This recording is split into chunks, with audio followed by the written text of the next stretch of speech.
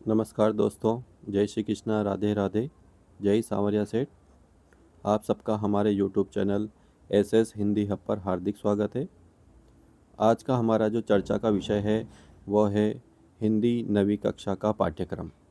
इस पाठ्यक्रम के माध्यम से आज हम यह देखेंगे कि हमें सीबीएसई द्वारा प्रोवाइड सिलेबस में हिंदी R1 लेना है या R2।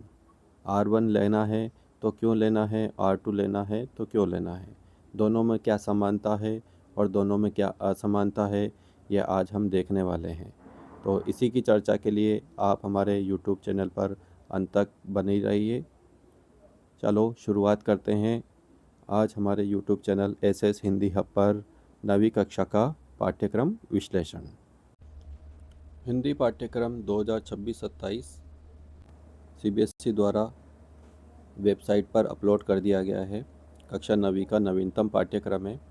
एनसीईआरटी के द्वारा एक नई पुस्तक गंगा का यहाँ पर विमोचन किया गया है कि नई पुस्तक गंगा हमारे चलने वाली है। तो आज जो हम डिस्कस करेंगे वो है R1 और R2। पहले कोर्स जो है A चलता था और एक कोर्स चलता था B, ठीक है। अब जो है उसे R1 और R2 कर दिया गया है। हिंदी पाठ्यक्रम 2026-27 कक्षा नवीं का जो ये पाठ्यक्रम है वो बोर्ड द्वारा जो है वेबसाइट पर अपलोड कर दिया गया है। इस बार हिंदी कोर्स A और हिंदी कोर्स B की जगह R1 और R2 का संचालन किया गया है। हम यहाँ देख सकते हैं कि हिंदी कोर्स A की जगह जो है वो तो R1 है और हिंदी B की जगह वो R2 दिया हुआ है, ठीक है। तो जो है कई विद्यार्थी असमंजस में है कि हमें R1 लेना चाहिए या R2 का। तो आज हम इसका गहराई से विश्लेषण करेंगे। कौन से R1 में क्या क्या चीज़ें आती हैं, कौन कौन से टॉपिक आते हैं, कौन कौन से विषय वस्तु को उसमें दी हुई है, रचनात्मक लेखन में क्या है, व्याकरण में क्या है, अपठित गद्यांश आएगा, अपठित काव्यांश आएगा या दोनों आएंगे या दोनों में से एक एक आएगा। इन सभी का विश्लेषण आज हमारी क्लास में होने वाला है। तो आप वीडियो को ज़रूर लास्ट तक देखें और ये कंफर्म करें कि हमें R1 लेना है या R2 लेना है, ठीक है। चलिए आगे चलते हैं। सबसे पहले हम देखना चाहेंगे, देखो R1 और R2 का गहरात्मक विश्लेषण हम यहाँ दिया हुआ है खंडों के रूप में। यहाँ पर जो है चारों में क, ख, ग और घ यहाँ पर आने वाले हैं। विवरण यहाँ पर दिया हुआ है। अपठित बोध यानी कि अनसीन पैसेज जिसे बोलते हैं, अपठित गद्यांश पद्यांश, वो R1 में भी आने वाले हैं और R2 में भी आने वाले हैं। अब किसमें अपठित गद्यांश आएगा, किसमें अपठित पद्यांश यानी काव्यांश आएगा, वो अभी हम नीचे हमारे दूसरे पेज पर हम देखने वाले हैं। इसे हम पहले मूल रूप से हम देख सकते हैं सारांश रूप में कि क्या क्या आने वाला है। तो अपठित बोध है वो 14 नंबर के आपके आएंगे 7+7 और R2 में भी सेम रहेगा। व्यवहारिक व्याकरण में आप देख सकते हैं यहाँ भी 16 नंबर के होंगे, यहाँ भी 16 नंबर की। पाठ्य पुस्तक जो हमारी रहेगी गंगा पाठ्य पुस्तक हमारी चलने वाली है यहाँ पर। अब इस गंगा के माध्यम से हम देखते हैं कि हमारे यहाँ 30 नंबर की आने वाली है और यहाँ भी वही सेम 30 नंबर। लेखन R1 में भी 20 नंबर का होगा और R2 में भी 20 नंबर का। कुल अंक 80 हैं और यहाँ भी कुल अंक 80 ही हैं। यानी हम देख सकते हैं यहाँ किसी प्रकार का कोई चेंजेस नहीं है। हमने यहाँ देखा अपठित बोध दोनों में देखो सेम मार्क्स नज़र आते हैं, 16 नंबर। व्याकरण में दोनों में कोई चेंजेस नहीं है, किसी को कोई अतिरिक्त भार नहीं दिया गया है। जो अंक R1 को दिए गए हैं वही अंक R2 को दिए गए हैं यहाँ पर। तो इससे आपको एक तो ये पता चलेगा कि जो अपठित बोध हैं, व्यवहारिक व्याकरण है, पाठ्य पुस्तक है, रचनात्मक लेखन है, इन सभी का भार जो है अंक भार वो समान रूप से दिया गया है। तो चलिए आगे चलते हैं इनका गहराई से विश्लेषण करने के लिए। पहला क्रम में हम देख सकते हैं अपठित बोध यहाँ दिया हुआ है, जिसका मतलब होता है अनसीन पैसेज, अपठित गद्यांश या पद्यांश। अब हम यहाँ देख सकते हैं कि R1 में जो है वो क्या क्या चीज़ें दी गई है। तो R1 में देखो आप 7-7 नंबर के आपको दो यहाँ पर जो है पैसेज आने वाले हैं। जैसे कि अपठित जो है एक तो गद्यांश आएगा आपका और एक आएगा अपठित काव्यांश। यहाँ पर हम देखने वाले हैं कि एक तो आएगा अपठित गद्यांश और एक आएगा अपठित काव्यांश। इसी तरह हम R2 में देखने वाले हैं कि R2 में किस तरह से आएगा। तो R2 में भी जो है 7-7 नंबर के दो गद्यांश आने वाले हैं, लेकिन दोनों ही जो है अपठित गद्यांश रहेंगे।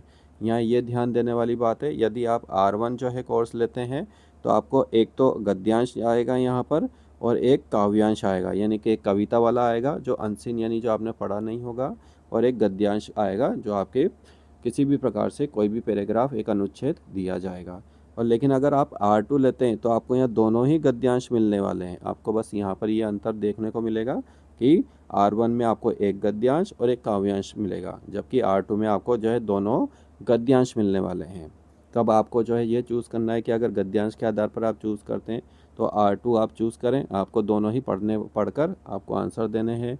काव्यांश इसमें नहीं आने वाला है तो आप R2 भी ले सकते हैं। और आप जो है अगर गद्यांश और काव्यांश दोनों हल कर सकते हैं तो फिर आप R1 ही लीजिएगा।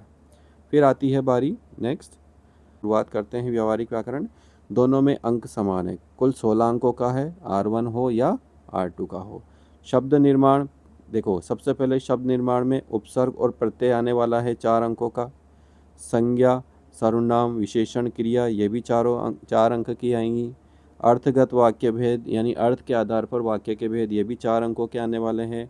और अलंकार जो है वो भी 4 अंकों के आने वाले हैं। यानी कुल मिला के जो है 4 4 4 4 यानी 16 अंकों की आपके व्याकरण जो है वो R1 में आने वाली है। ठीक है, अब बारी आती है R2 की कि R2 में क्या क्या आने वाला है। तो देखो R2 में 16 अंक दिए हुए हैं।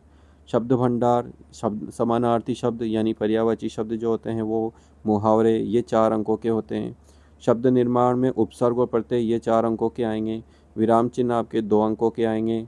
संज्ञा, सर्वनाम और निपात ये तीनों टॉपिक से आपको 6 अंकों के प्रश्न पूछे जाएंगे। यानी कुल मिला के 4 4 2 और 6, कुल मिला के यहाँ भी आपको 16 अंक देखने को मिलेंगे। यदि आप जो है ये टॉपिक आप लेना चाहते हैं साथ में तो आपको R2 ही लेना होगा। और अगर आप जो है ये वाले टॉपिक लेना चाहते हैं, चाहे उपसर्ग प्रत्यय है, संज्ञा, सर्वनाम, विशेषण, क्रिया, ये आपको ज़्यादा इजी लगता है तो आप R1 चूज़ कीजिएगा। ठीक है, तो व्याकरण में जो है अंकों का भार लगभग सेम ही है, ये हम पहले देख चुके हैं 16 अंकों का। बस फ़र्क है तो इनके कुछ टॉपिक को लेकर के है। चलिए आगे चलते हैं। अब बारी आती है पाठ्यपुस्तक गंगा। पाठ्यपुस्तक के आधार पर हम देख सकते हैं गंगा पुस्तक दोनों में सेम चलेंगी, चाहे आप R1 लें या चाहे आप तो R2 लें। यहाँ पर हमें सिर्फ ये देखने को मिलेगा, अगर पहले जो है हमारे पास क्षितिज और कृतिका चलती थी और इधर से कोर्स बी में हम देख सकते हैं स्पर्श और संचयन चलती थी, लेकिन अब ऐसा बिल्कुल भी नहीं है। अब गंगा ही पुस्तक जो है दोनों में चलने वाली है। तो अब विद्यार्थी को ये संशय नहीं करना है कि पुस्तकों के आधार पर वो R1 या R2 लें। ठीक है, चलो आगे चलते हैं। रचनात्मक लेखन। रचनात्मक लेखन में हम देख सकते हैं ये चौथा पॉइंट है हमारा, जिसमें कुल 20 अंकों के आएंगे, चाहे वो R1 हो चाहे R2 हो। इसमें एक अनुच्छेद आएगा 5 नंबर का जो R2 में भी सेम रहेगा। ठीक है, उसके बाद दूसरा एक अनौपचारिक पत्र आएगा 5 अंकों का जो आपको R2 में भी सेम देखने को मिलेगा। तीसरा एक संवाद आएगा जो आपको R2 में भी देखने को मिलेगा। लेकिन एक चौथा जो है पॉइंट यहाँ देखने को चाहिए, वह है एक सूचना लेखन जो है, ये तो आपको R1 में देखने को मिलेगा।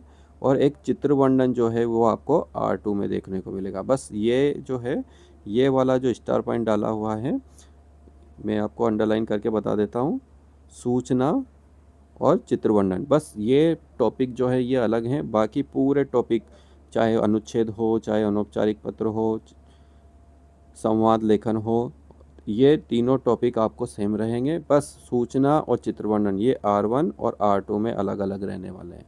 तो आपको जो है आपको लगता है कि अब हमने यहाँ पूरा विश्लेषण कर लिया है।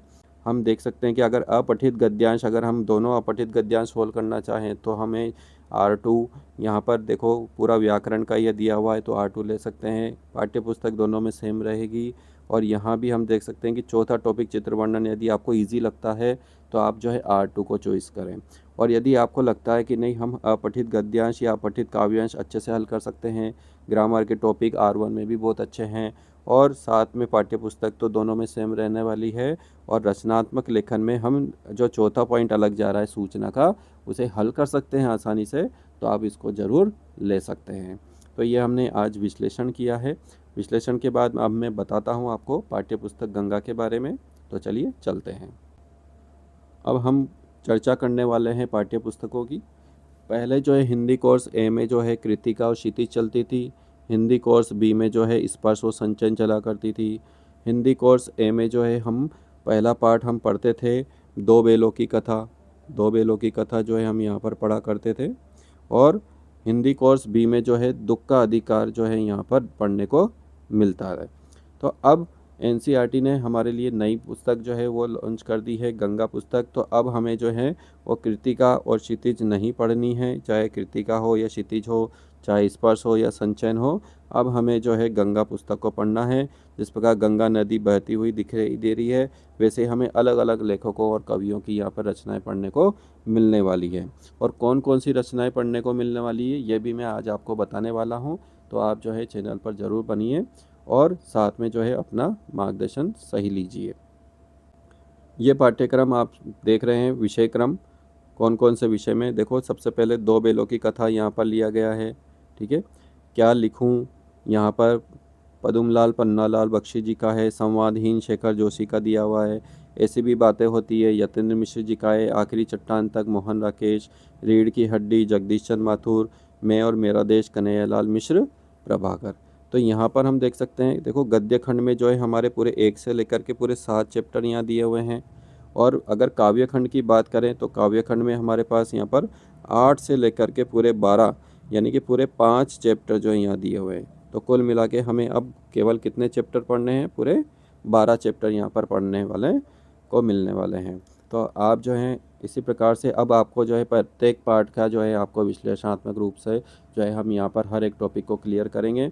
तो आप जो है हमारे चैनल पर ज़रूर सब्सक्राइब करें, ताकि आपको हर पार्ट की जो है आपको प्रश्नोत्तर हो, चाहे उनका समझना हो, चाहे सप्रसंग व्याख्या हो, आपको मिलने वाली है। तो इसलिए आप हमारे जो है YouTube channel SS Hindi hub पर आप ज़रूर बने रहिए। एसएस हिंदी हब पर आपको जो है हर एक टॉपिक यहाँ पर मिलने वाला है। और इस टॉपिक के अंतर्गत जो है आपको हर एक चीज़ यहाँ पर प्रश्नोत्तर हो, व्याख्या हो, सब कुछ मिलने वाला है। वीडियो को लास्ट तक देखने के लिए आप सबका जो है हृदय से आभार। Thank you very much. Like and subscribe करना ज़रूर ना भूलें। एसएस हिंदी हब को ज़रूर फॉलो करें, सब्सक्राइब करें और शेयर करें। धन्यवाद।